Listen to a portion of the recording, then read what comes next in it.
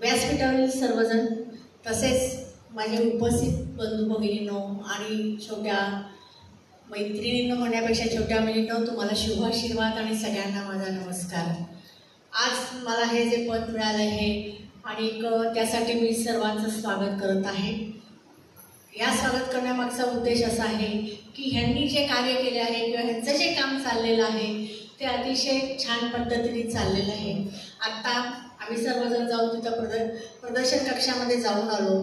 तिथंही एक वैशिष्ट्य असं दिसलं की म्हणजे मोठ्या व्यक्तीपासनं अगदी शरीराच्या पहिल्या पाठपर्यंतपासनं शेवटपर्यंत आसनं जेवण खाण हे सगळं कसं त्यांनी व्यवस्थित मेंटेन केलेलं होतं।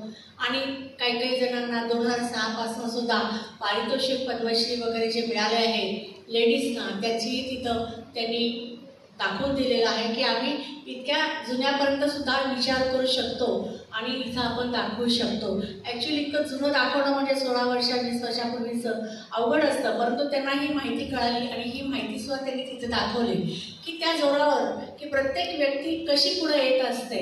आता माझंसुद्धा तसं पहिल्यापासून मी BCom पास होती, हुजूरबागा शाळा आणि मॉडर्न कॉलेज येथे माझं शिक्षण BCom पर्यंत झालेलं होतं। हे होत असताना लग्न होऊन गेल्यानंतर 15 वर्ष आमच्या साहेबांनी बिझनेस चालू केला आणि चालवला। त्याच्यानंतर पोटात जॉन्डिस म्हणजे कावळी उतरून जॉन्डिस झाला आणि त्यात ते एक्सपायर झाले। ते गेल्यानंतर त्यावेळेस कमी वर्कर लोक 100 ते 150 लोक होते, 2च फॅक्टऱ्या होत्या। त्याच्यानंतर ते गेल्यानंतर धडाडीने मी तिथं उभे राहिले आणि 2च्या 4 फॅक्टऱ्या केल्या आणि आमच्या इथं आता सध्या LPG टँक्स जे घरात स्वयंपाक करतात त्याचे मोठे स्टोरेज टँक्स मॅन्युफॅक्चर होतात।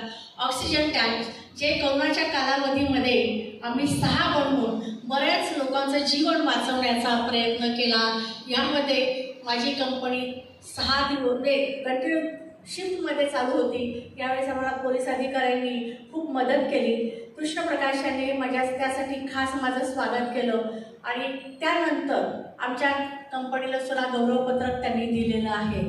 हे करत असताना एक लेडी जेव्हा सगळीकडे हिंडत असते फिरत असते त्या पाठीमागं खूप उद्देश असतात की पाठीमागं की बाकीच्या मुलांनी किंवा सगळ्यांनी पुढे यावं का तर ते आपण काहीतरी जन्माला आलेलं आहोत, ते जन्मातनं आपण काहीतरी सार्थक करायचं आणि समाजासाठी काहीतरी आपण ऋण आहे हे मानून आपण पुढे चालत जायचं असतं। आणि आमची इंडियात आणि इंडियाच्या बाहेर सुद्धा कंपनी फार मोठ्या प्रमाणात प्रसिद्ध आहे आणि हे LPG टँक इंडियामध्ये आपले 1 नंबरचे आहे। फक्त स्पार्क इंजिनियर्स म्हटलं की कुणीही डोळे झाकून ऑर्डर्स देतात। आता सो टेंडर्स वगैरे निघणार आहे, त्यामुळे आमचे दिवस रात्र कंपनी चालू असते।